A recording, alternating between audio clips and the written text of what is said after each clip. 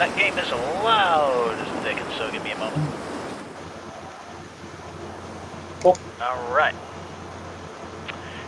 Oh, Am I, for some reason my camera is also not showing up. That's because it's off. Alright, there we go. I think, folks, that you're, if you have the stream unmuted, you're picking up in a feedback loop, so if you would mind killing your stream audio. Yeah, that was me. I'm sorry. No worries. I'm still hearing it from somebody else, though. Cool.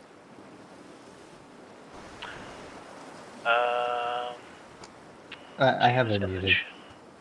Okay. Kevin, you got it muted? Yeah, I'm muted. Alright, then I think we are good now.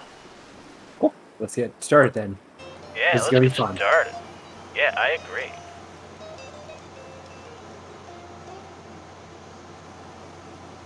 Hey, Nico, I think we can hear your guitar too. Oh, really? Yeah. Oops. Yeah, are you gonna do live accompaniment? No, That'd be fun. I'm not plugged in, and it's picking up like it's not even my actual microphone. It's like the microphone on my webcam. It's like shockingly powerful. Well, wild. Alright, well, here we are with the dev team of Death of a Wish.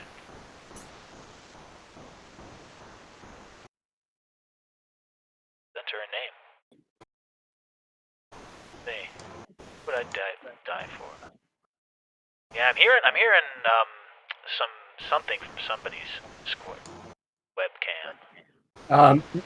Nico, maybe you could turn on like noise suppression. Yeah, I think that's probably what it is. I'll mute for now. I'll see if I can figure it out, and then I'll come back. Okay, no worries. Sounds good. Alright. I've seen it like work well for me with the phone before. I know who we're gonna die for.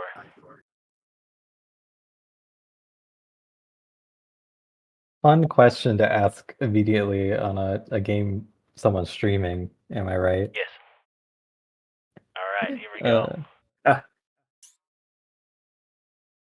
When we showed at MagFest, folks were like, wow, that's a really personal question to like start the game with. And they were like, hey, can you, and more than a few testers were like, hey, can you like, can I enter this privately? So while I run this and get up to speed, introduce yourselves. Let the audience know who y'all are and how you're related to this exciting upcoming production. I'll go first. I'm Colin at me less than 3. You probably saw me in the chat earlier during C-Man's gender essentialist arc. Yeah, I am the main developer behind this game, Death of a Wish.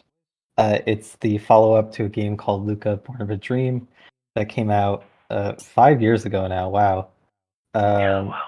As part of it, we kickstarted, and it was like, hey, how about the rival character in the game? How about we have a DLC where you play as them, kind of like in character action games where it's like, hey, you played as Dante, and now do you want to play as Virgil? And then it turned into its own video game. Weird how that happens. Sometimes the scale of these things gets away from you, and then you look and there's another video game there. Yeah. So this is that second game. Sort of a sequel, sort of a spiritual successor. It's an action RPG in a nightmare dream world about, what do we say on the Steam page? Vicious people and vicious monsters. Something like that. Terrifying monsters and horrifying people. Yes, thank you. Kev, that's a perfect transition. Why don't you introduce yourself? Yeah. My name is Kevin. I'm the producer on this game. I worked with Colin like 5 years ago on Lucah, Born of a Dream, and it's probably one of the projects that I'm most proud of. I'm a producer in the games industry. I've worked on games ranging from like Manfred Garden to Elden Ring. And I'm glad you brought that one up because you're very shy about it. Yeah. I try not to bring it up, but it's really fun to get a chance to like revisit this, since this is a story and game world that I really love. When I rolled credits on Elden Ring for the first time, I made sure I had my phone out so I could take a picture when Kevin's name scrolled by in it. So I have proof that this game is being made by a developer of Elden Ring. Isn't that right?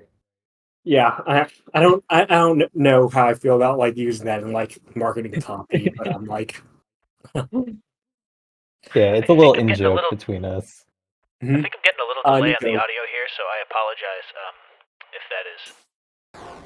Yeah, I'm getting an audio delay, which I got last time when I ran Friends versus Friends. I don't know what that's about, but carry on.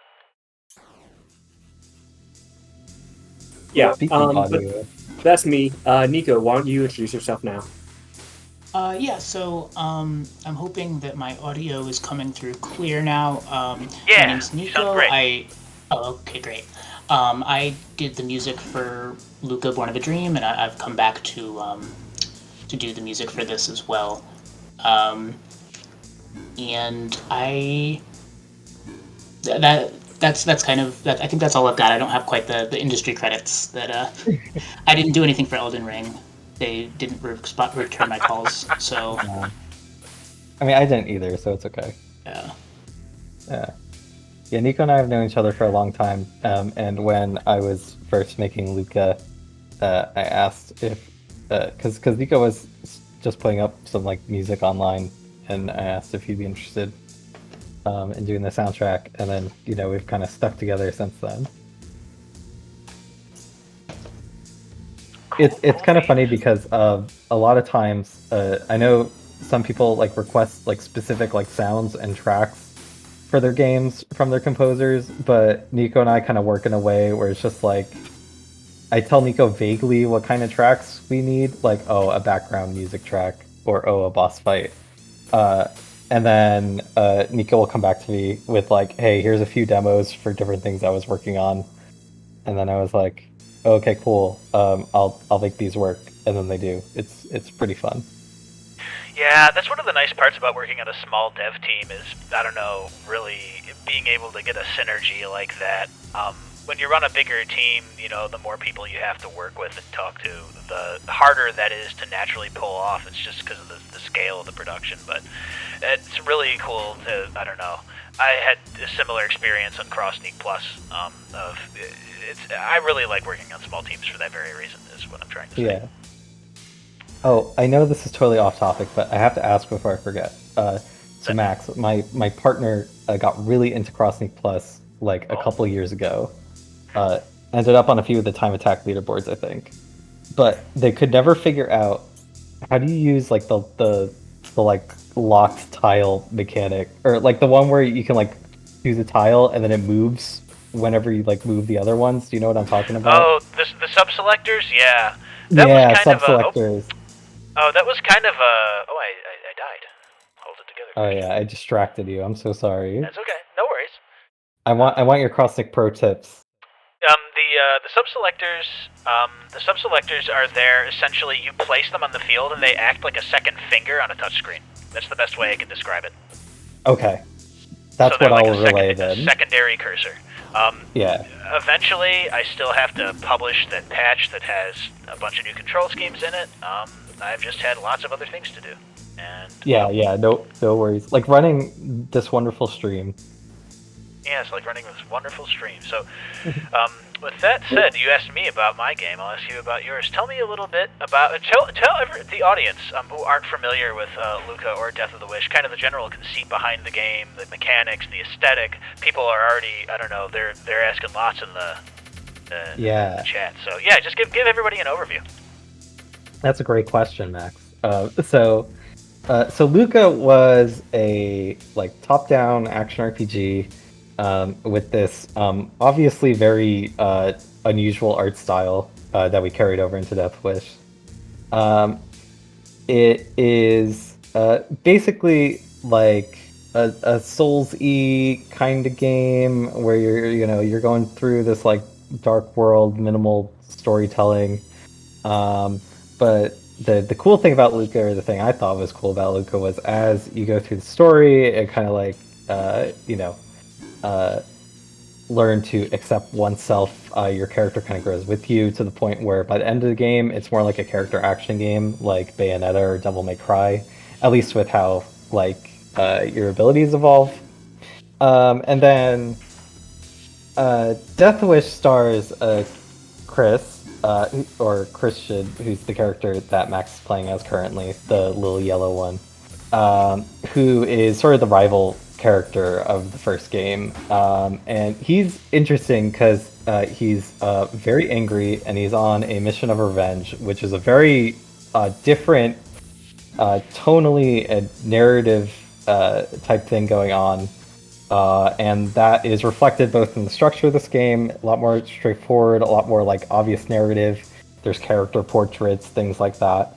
And also in the combat, in that, unlike a Souls-like game, he does not have a stamina bar, so Max can just attack as much as he wants with Christian. And it's a lot more about anger and rage and taking down authority figures, which I think is cool. Chris was the most relatable character from the first game, so I'm glad to see him get a game of his own. Yeah. Yeah, and I see, honestly... Oh, go ahead. I was just going to interject with the... first of all, thank you to Nutrient Sunday for the Prime sub. Second of all, the way this feels, it feels like mechanically already just playing it is such an iteration on Lucah.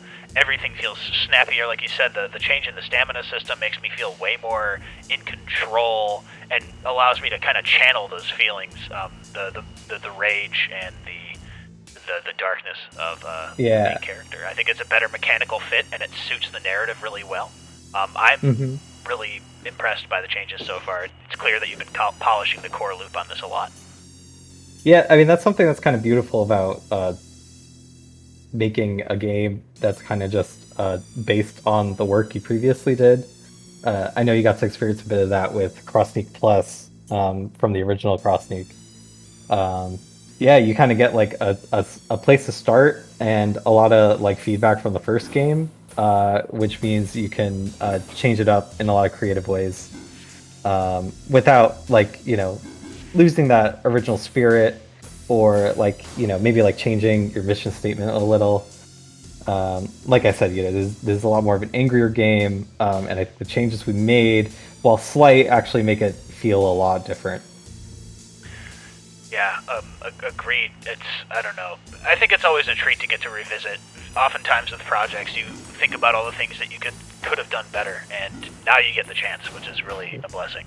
Yeah. Well, Erdor says this is a I guess this is kind of a deep dive live. I don't know. Deep dive live, I like that. Yeah, deep dive live. This is just kind of something that we came up with. I don't know. Kevin was the one who reached out about it, and I was really happy to oblige, and I'm happy to be playing something. One of the things I try to do with aqualounge is get, stuff that is fresh and kind of on the current of what's happening in the indie world. And I mean, this is like an in-progress demo, so you don't get much more fresh than that. Yeah, how you made this for expos like PAX? Yeah, Kev recently demoed this at MagWest. Yeah. Nice. This exact build. Yeah, we were invited to be part of the indie showcase there. We had a lot of fun. Excellent. On there, and got lots of really good playtest feedback. It's a little over an hour of content, and we really hope to show it at other events around the country over the course of the rest of the year. Yeah, on the topic of festivals, Found Memory of Christian. I have some narrative.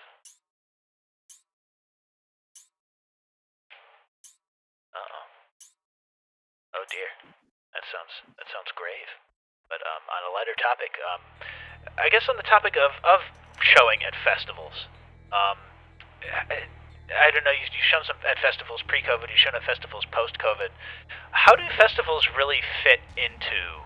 Do you feel nowadays the world of indie promotion? Do you think they're less important or more important than they once were? Because we're kind of in a weird spot. As far as promoting an indie game goes, where it feels like a lot of the channels for promoting an indie game are either gone or really crowded, and I haven't shown at a festival in a long time. So I was just curious about your experience with that and how that lends to visibility, and I don't know what your experience is with it so far. For major public exhibitions and events like that, I do think there is still a lot of utility there. As a as a developer, like there is a really good opportunity to get feedback and conduct playtesting with the public. And with that, I think there is an opportunity to like be really intentional with how you communicate and survey and talk to like people who play the game in order to get like useful feedback about their first time user experience. Since that is a lot of people that you whose feedback that you could get that you wouldn't otherwise get from like clinical play testing from an internal testing pool. Beyond that, like um, uh, there I do think there is that while like the number of people that you could like expose your game to is significantly smaller than like you would get from like posting your game online. I do think there is like an opportunity to get like more personalized um get a more personalized like relationship with your audience, since you get the chance to like talk to them and interact with them directly. It, it, uh, and I think that results in like a experience that is more likely to like turn into like a paying customer down the line. Beyond that, that makes a like lot of sense. yeah. Also, like with regards to like things like Indiecade, I do think there is like well, in our past exhibitions for Lucah Born of a Dream, we were provided like a press list of media people that were in attendance, and we had the opportunity to like arrange appointments with them where we could reserve time for them to demo the game, and that was how we were able to secure some coverage and stuff like in the mix or Mindfair. Oh, I totally, I totally forgot we did Mind Fair. It was weird. We had to remove. That's one of the we had to funniest change the ones. color of blood. Yeah, we had to make a does one- kids version. Wait, what? Okay, talk more about that. Yeah. I want to know. Yeah, yeah. So one of the events that we showed the original game Lucah at was like a Minecraft festival, I guess. God. And because we knew that it was mostly going to be like children there, I made a build of the game where there was 0 blood, and I even like censored some of the like art and stuff to make it a little less like obviously horror inspired. That never saw the public afterwards, but That's there's too still bad. an You gotta release the Yeah. Minecraft cut.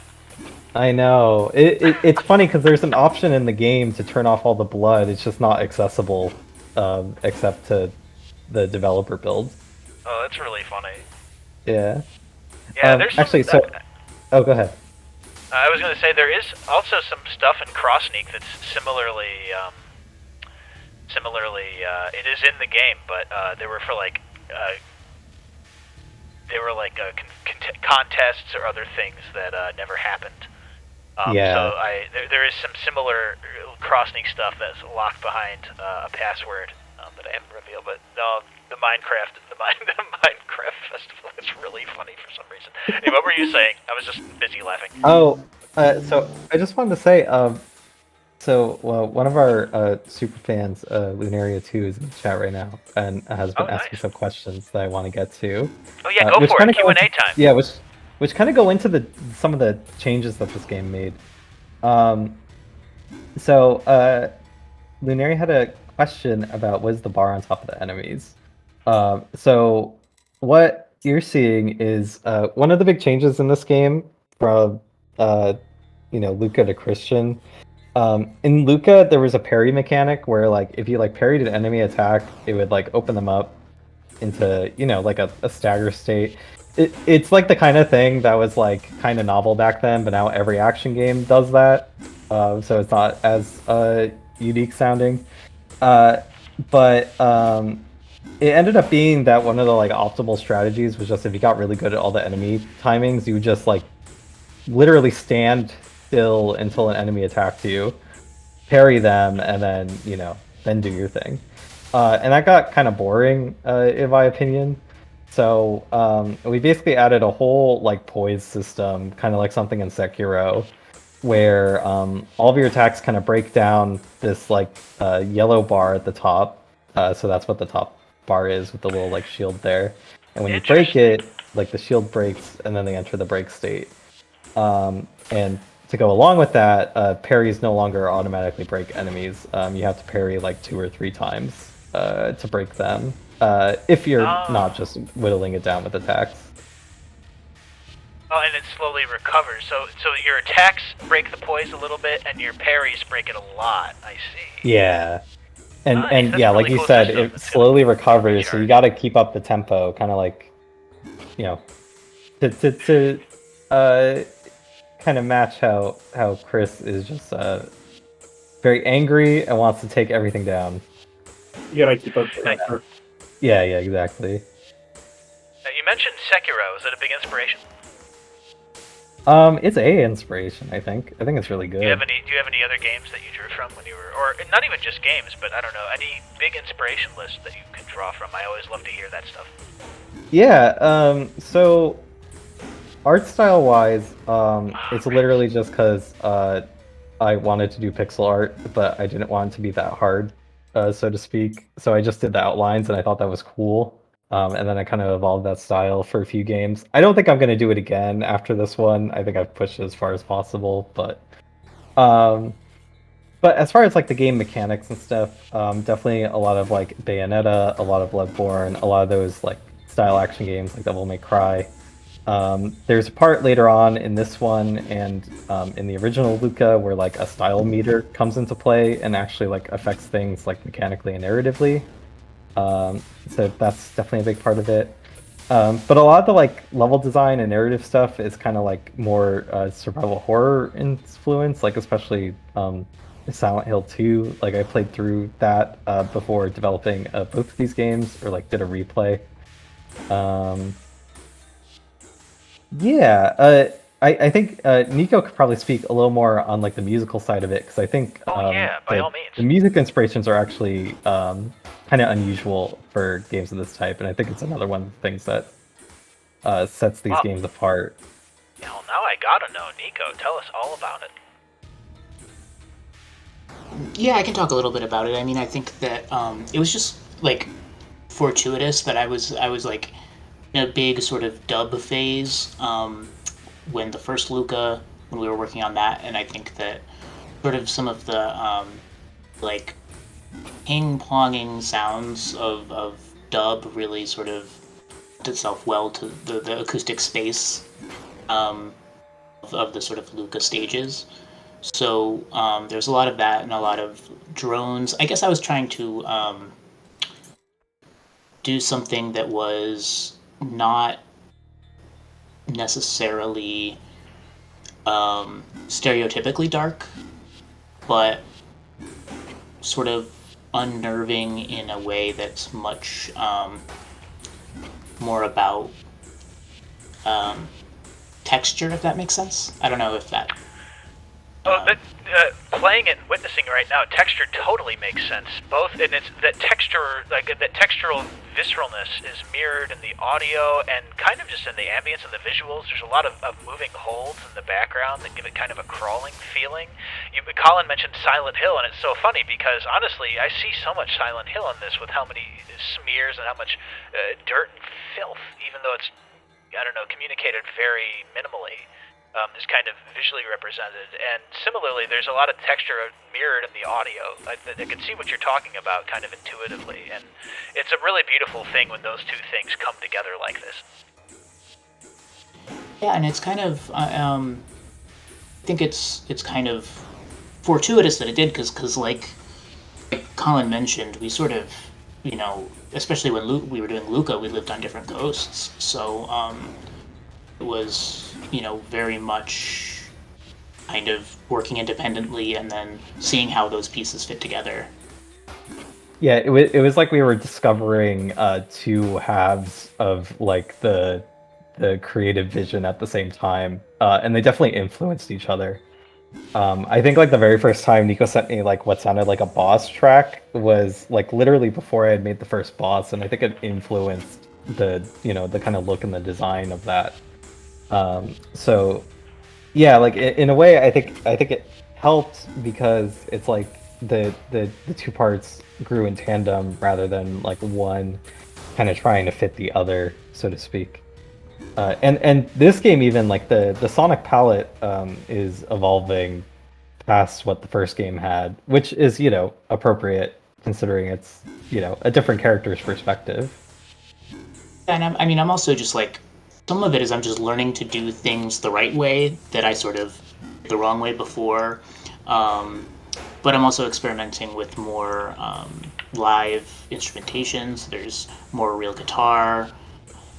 There's more I impulse bought a fretless bass during the pandemic, so I've been trying to use that to justify that purchase, and more sampling from various sample packs, but doing all the sort of hip hop and breakcore sampling stuff. Yeah, there's a lot of like drum and bass type drum beats in the boss themes in this one. We might like that music a little bit on aqualounge. I don't know, maybe a little bit. If you end up getting to the final boss of this demo, like that's a pretty good sample of that kind of sound. That being said, I realize that this quote-unquote tutorial is very difficult, and we're distracting you the entire time. Oh, it's all right. Don't worry about it. I'm actually trying and failing over this over and over again. At first sight, the action feels a little bit dense to parse, but as the behavior of the enemy types becomes more distinct over multiple playthroughs, I feel like I'm actually improving. So I don't mind at all. Yeah, we definitely want that. Although actually, it's a bit of a tug of like a bit of like tug of war with like Kev can speak to having seen like probably hundreds of people at this point like play through this part of the game. Like I kind of want it to be like, oh, it's like Dark Souls, like you die a lot, but you feel like, oh, I was so close. But also it's like this is the beginning of the game. We're not sure how much friction you actually want to have like right at the beginning. Yeah, I mean like this room is particularly difficult, and this has been like a point that we want to tune a little better, based off tester feedback. But once people get past this particular room, they get very deep into it. Yeah, we've had a weird correlation where it's like, or I guess it's not weird, it's probably good. It's like if a player can finish the tutorial segment, they usually finish the entire demo. With that said, you can change the difficulty at any time, from like the pause menu, if it comes to that. But we do want this to be like a challenging and satisfying game. I'll give this one a few more tries. Yeah, so let's see. What are some other questions? There's email says, it seems like there's a lot of emphasis on feel in this game. The hits look so violent and heavy, it's fantastic. I agree. What are some techniques that you use to really sell the hits home? Because there's a lot of visual effects on screen at once, but what are some things you really do to add some oomph to the combat in this? I spent like the first year of Lucah's development like just focusing on the hit effects, which I'm actually of two minds about nowadays, because again, this is like, I feel like an old timer now. That was back in the day when like Vlambeer was king and everyone was talking about like screen shake and juice or whatever in indie games. Juice. I don't know if I don't know what juice is. Tell me. Yeah, so juice was a term that people used to basically just like a catch-all for this kind of thing that we're talking about, like visual feedback to player input. So it's things like screen shake, hit stops in fighting games is a big example, and even just like more basic stuff like visual hit effects, the sound effects you use, things like that. So yeah, like there was definitely a lot of emphasis put on that, mostly just because I liked doing that. Like that was the kind of thing I liked developing at the time. I definitely think it kind of swung as far as like game trends went. People kind of got a little too into it and then forgot to make like the rest of the game good. And I was worrying about like that happening myself. I'm glad it didn't happen with Lucah, but with this one, yeah, I basically just like took what worked in the last game, kind of refined it a little bit.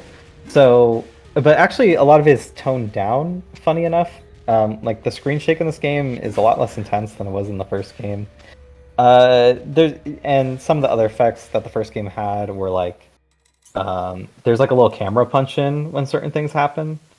So like literally like the camera zooms in like for a fraction of a second for a very small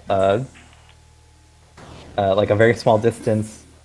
Obviously there's all the like hit effects, the sound effects, and some attacks have a slight like slowdown like right before they launch for the player at least, which kind of makes them like the animation seem a little weightier, things like that. It's all the kind of stuff like I kind of saw the I mentioned Flambeer before, the talk that their developer did about the art of screen shake. That was kind of like my bible as a young game developer. Now for this one, I'm trying to focus on some more like, let's say like less developer focused bits of feedback. So like there's a lot more emphasis on like the actual animation work. Enemies have more varied hit states this time.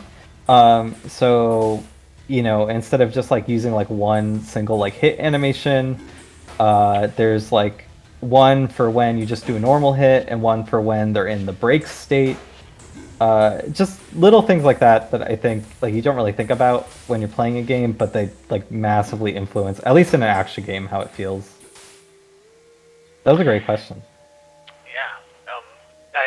I don't know. I'm of the mind that it's like the 80-20 rule. 80% of what makes a game great is done in 20% of the time, and 20% of what makes a game great is done in 80% of the time. And Yeah. so there's just like that last layer of panache, of polish that you put on it. I'm Right. always curious about those little secrets. And a lot of it, like you said, you were kind of figuring it out and like going from screen shake and then toning it down. A lot of it is like kind of discovery like that. Yeah. Also, it's so funny, you were talking more about deliberate and animation timing and enemy hit states, and look at me, I'm actually at this boss and have a chance of defeating him now. Yeah, you're. Well, I'm watching it You're on a slight delay, but you're doing dodges and stuff, so that's good. Yeah. And the parries. Lunaria has a question in the chat about confirmation of how old the characters are in the game. And funny enough, I don't think I actually have like canon ages for the characters. So a lot of Lucah, like the original one at least, like they're referred to as like kids and children. Part of that is just like hotty toddy like church speak that like the villains kind of talk in. And also kind of like a thing that's like part of like, you know, kind of being like condescending and authoritative. But I feel like in Lucah, the characters are kind of younger. They're like maybe like 11 or 12. But weirdly enough, I imagine this game takes place like there's some time has passed since Lucah, but like it's under like weird like dream like looping time logic, so it doesn't quite work linearly. But I kind of see the characters as more like high schooler age at this point. So that's my answer to that one. I don't think I've ever said that publicly, so that's kind of cool. Also, do I sense a little bit of film window UI in this dialogue windows here?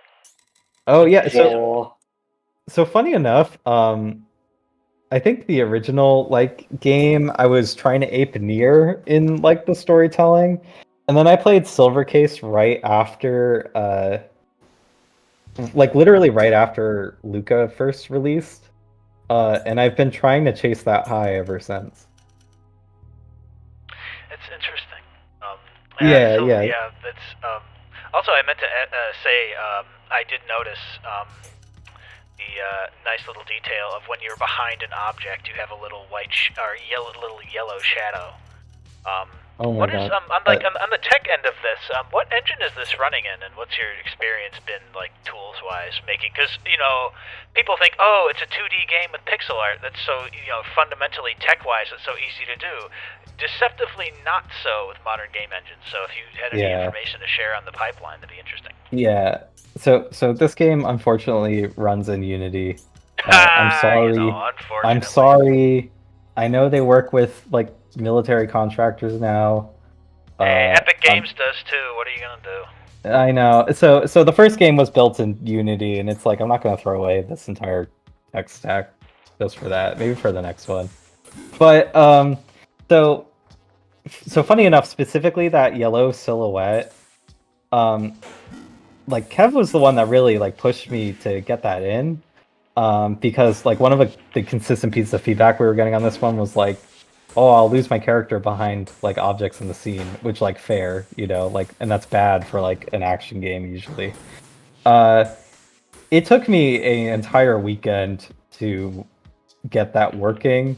It was a huge pain, but I'm glad I did that, because it's a nice little polish detail.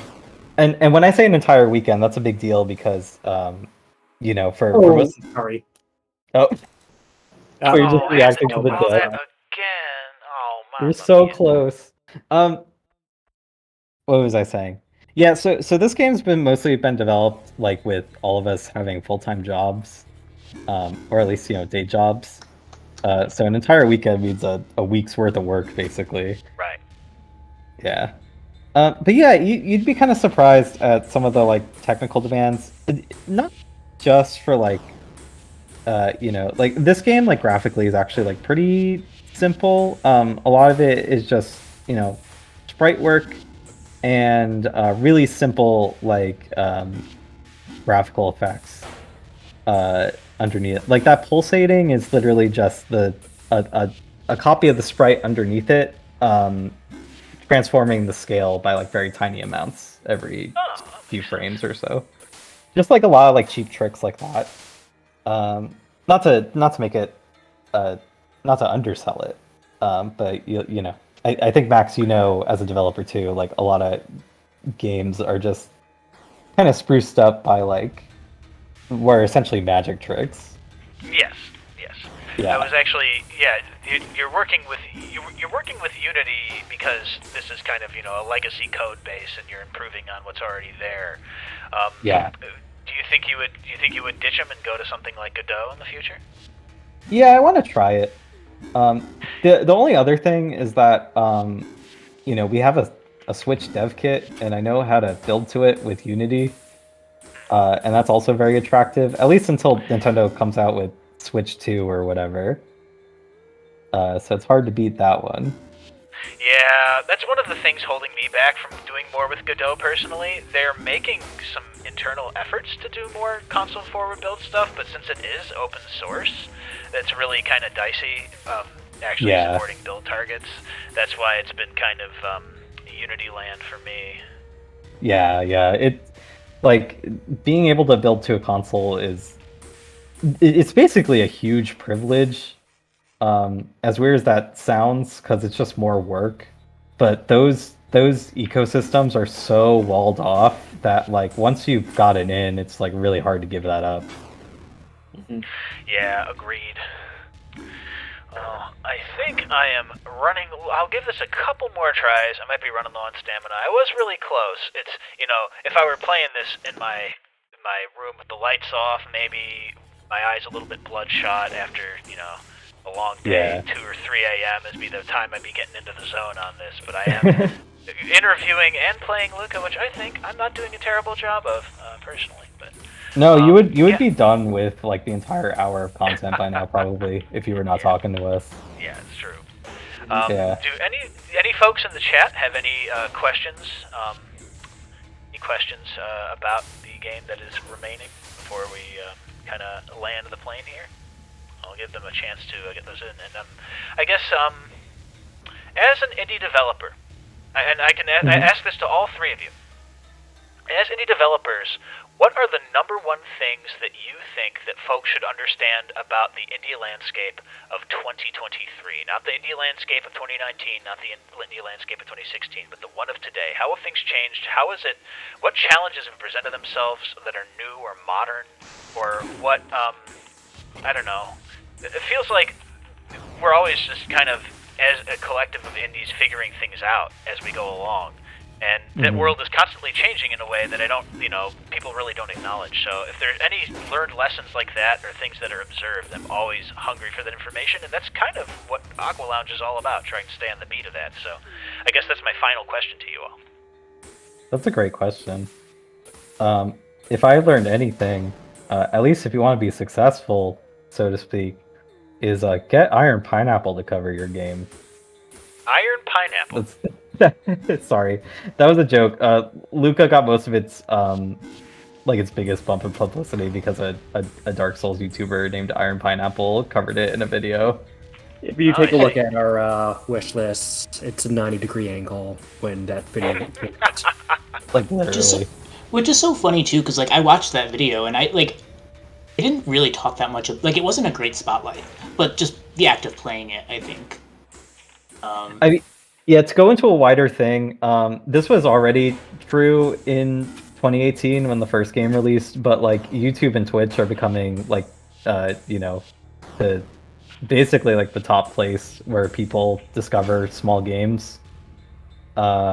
So doing things like this is really important to us because it's really programs like aqualounge that drive a lot of interest nowadays. You don't really get the runaway success anymore, separated from that. Even a recent success story like Among Us, that was kind of a confluence of things with the pandemic, and then literally just I think it was one popular streamer played it with some of their friends, and then it blew up from there. It's really the quote influencer economy is super important for indie games now. Absolutely. And that has some downsides, of course. Games that don't stream well are automatically at a disadvantage. Things that was something that I hit with Crossing Plus. Honestly, puzzle games are a really niche sort of stream genre. The people who are already into puzzle games like to stream puzzle games, but people who don't really want to do it. So there's a weird genre bias, I guess, there. But it makes sense that a Dark Souls YouTuber was the first one to really pick up on Lucah. Yeah. So that's kind of a major thing, and I think even more than 5 years ago, traditional press doesn't really exist anymore. There's still some outlets, but we see every day the layoffs are happening. It's been a bloodbath this year. Yeah, they're moving to AI generated content. That's not gonna help anyone. Yeah, absolutely. So it's dire, but in a lot of ways, it's just the rules are changing, right? And you just gotta keep up with it. And I think the best way to do it is to just make what speaks to you. You might do okay if you're oh, I'm gonna make another 2D side-scrolling Metrovania or whatever, but I think you'll have a better shot, and you'll just be happier if you just make what speaks to you, which is definitely what Lucah and Death Wish were. Because you probably just won't finish the game if you don't care about it that much, because making games are really hard. Right, you are. A person much wiser than me once said, when I was learning how to make a video game, nobody told me that you had to make the whole thing. And I think about that every day of my life. I think that was Ben Esposito. Oh, that was Ben Esposito? Yep, that makes sense. Thank you for reattributing that quote. I quote it all the time. Nice. It's a really great quote, yeah. Yeah. Mr. Thee in the chat also says invest in your TikToks, and we are literally doing that right now. What does your TikTok strategy look like? I'm curious about that. Kev could speak to it. That's the thing we're trying to learn about now. I don't use TikTok personally, but I've been trying to learn about the space. one thing that is different about Death of Wish as compared to Lucah is that I'm not doing all of the marketing and PR internally. We are being supported by some external PR support since that aspect of marketing and development was really difficult for me back in 2018. Um, and Yeah. having like external expertise to make those connections and follow up with people, I think is going to be super great for stuff like TikTok and outreach to streamers and press. Since I think that was like really demanding on me. Since I'm like, wow, there's so many emails I need to follow up on. Things are always going to like fall through the cracks. Things did with Lucas, since I was also working full time during that time, and I think Right. that additional support is going to be really great, or at least like a huge relief on us internally. Yeah, one major lesson I've learned this year, and I think is showing its usefulness, is that it's really hard to be a quote unquote solo developer, and it's a lot better to share the burden. You can't do everything, or at the very least, if you're trying to do everything, you can't do everything well. So learning to just like bring people in and ask people for help, like we're doing with this one, has been major. And it leads to some cool like creative moments too. Like we literally got a piece of feedback from our like trailer editor that I think is gonna like massively improve the tutorial in the game, which is Yeah, really cool. that is really cool. I don't know. You mentioned that with festivals and stuff, and with just and all of this has like a common thread of it feels like more than ever reaching people who are passionate about your game early on to get the insight of people who already have eyes, that those eyes, even if they're small in number, are so valuable because of how that passion is going to inform how your project develops. I feel like earlier, maybe in the years of like, the mid 2010s when there were more channels for indie releases, that was less important, but it feels like now, even though you can't put a price on it, that is some of the most vital work you can do, is building that early on. Yeah, you need champions now. Yeah. Like with Lucah, we debuted our coming soon page only 2 weeks before the game released, and we didn't announce our release date until like 2 weeks before the game released. Um, and we debuted our Steam coming soon page back in June. Since accruing those wish lists and having like those followers read things like your updates, blog posts, and stuff like that is super important for building that audience and building that following, and really continuing to keep people engaged as you build up towards that launch. To that extent, like we started our coming soon page as well as like a newsletter through Steam and Substack, where we're going to be like sharing some essays on like combat design, and we think that's going to be like really fun. Substack is interesting. You're the first developer that I've heard of actually building in like long-form blogging into their dev strategy, because like there's been devlogs and stuff, but those have usually been like attached to a page. So having a dedicated Substack sounds interesting. That all brings me back to like something that I've noticed ancillarily, and that's that the promo window for promoting a game is so short now, because we're getting so many games all the time and our existing channels for them are so crowded. You see even like major studios only giving like a month or two of lead time for a major release. So you mentioned that doing something like keeping your champions on for the long haul, and then I don't know, your actual announcement of your release date is so short. You said 2 weeks to release or something like that. Oh wow! Look at that! Look at that! That was back for the first game. Yeah. The environment has changed to the point where we think that the strategy of like creating wish lists over a long period of time is going to be beneficial. That was actually at the recommendation of some of the people helping us out.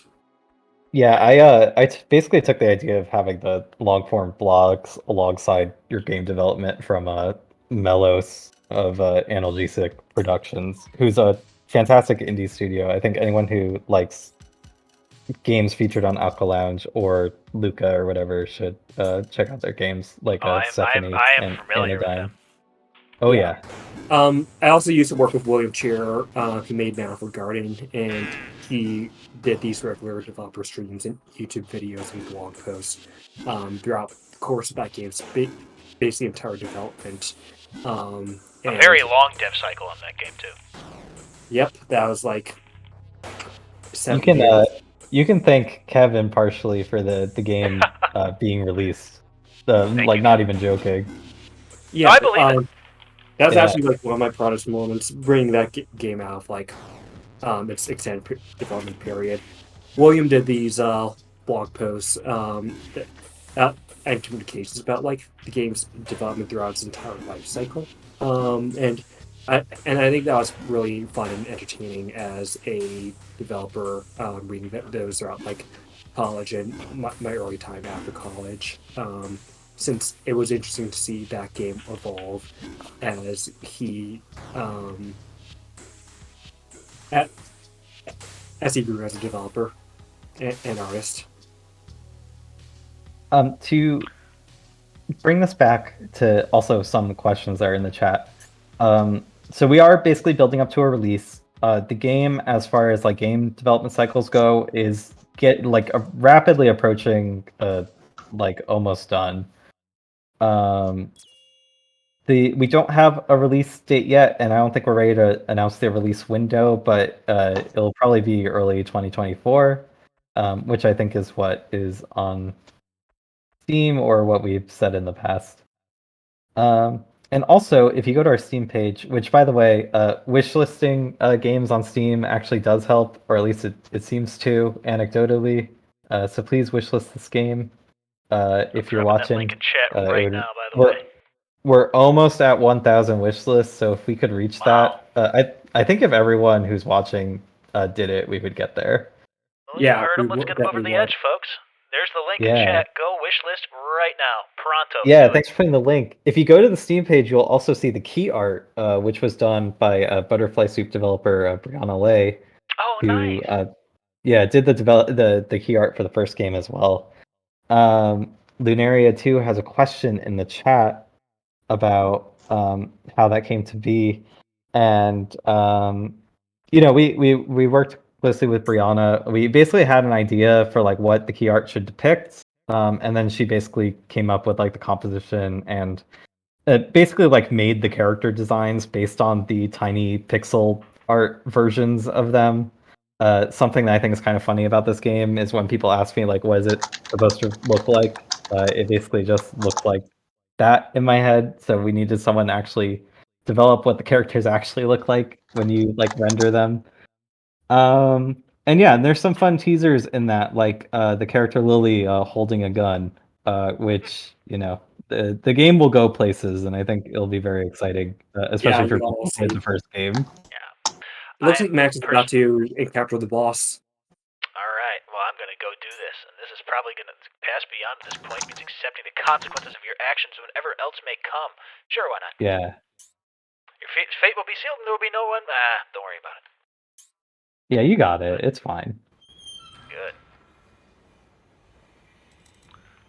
Well, I'm going to give this boss one shot, and then that's probably all the time I got. So without further ado, let's do it. Let's see how you do. Mr. C, we announced this game, I guess officially in June. So, going on about like 2 months now. We released a teaser last year, though. But that was mostly just for the diehards. Yeah, it was part of the Queer Games bundle back in June of 2022.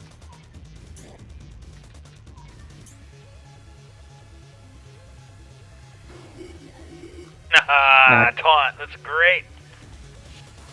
Yeah. We introduced that in Lucah like really late, and I think it goes with Chris's personality that we introduced the taunt really early.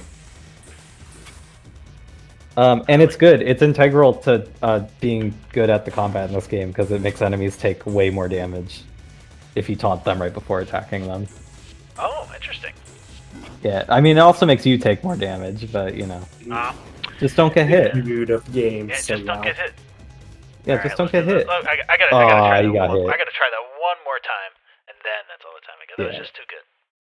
All right, let's do that again. If you can make it here, you can beat this guy.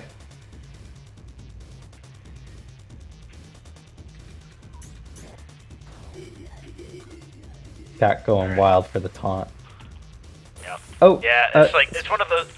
Oh, holy moly, that's a lot of damage. Did you get rewinds? What? Yeah, press the right bumper. I am right bumper. What? Oh, I guess you died before that. Right. So bumper? if you press the right bumper, you can rewind the fight and like retry it before you die. Really? I somehow missed that. Yeah, that's because you were talking with us. Yeah, probably. All right, let's do it again. Speaking of, I don't know if it's in this build, but one other little like polish thing that happened here is there's actually like text scroll sounds for the characters, so it's like kind of like they're talking. That was a feature that we wanted to have in Lucah, but we just didn't have the time for it. Thank you, by the way, Dr. Ironic, for the sub. Anyway, continue. Sorry. Awesome. Gotta do the Twitch thing. Yeah, so I don't know if I've actually gotten to tell Nico yet, but they're in there now. So I hope that's exciting. Oh, that is. Are they like the ones that I? Yeah, the ones I from... made that we didn't use for anything. Yeah, the ones from Lucah. No, I know I made some. I thought we ended up using everything I made, but I did do. Yeah, I don't remember. It's been so long now. I think we included them in a like bonus like Kickstarter backer. Here's some sound files we never used. Oh, that's right. Yeah, I do remember that. Yeah. Funny. Oh man, Max is comboing right now. I'm comboing right now. I think this might be It's so funny. One of the pieces of feedback we got from the festival, though, was that we needed to make this guy more aggressive, but he seems perfectly aggressive to Max. Oh, yes! Look at that! Yeah, there we go. There we go. And I think that is a wonderful note to end on. I just want to say thank you all for joining me for what was, I don't know, the first of these. I'm interested in doing more of them in the future. This was kind of like a, I don't know, free-form dev chat, and it worked better than I expected with me playing a high-intensity action game and asking you meaningful questions at the same time. So I had a lot of fun, and I hope everybody in the chat wish-listed this game like I told you to. Yeah, I'm going to check right after this. Yeah, you're going to check, message so you all better put your damn individually. wish list in there. I have your IP address. Tomorrow. Yeah, it won't actually update until tomorrow. Everyone's safe. Yeah, thank you for having us, Max. That was a lot of fun. I hope you get to do this again. Yeah, I agree. Thank you so much, folks. But for now, I'm going to take a little break, hydrate, remember to hydrate, and we're going to move on to a little bit of retro fun with Fantavision. See ya in a little bit, everybody. You hear me?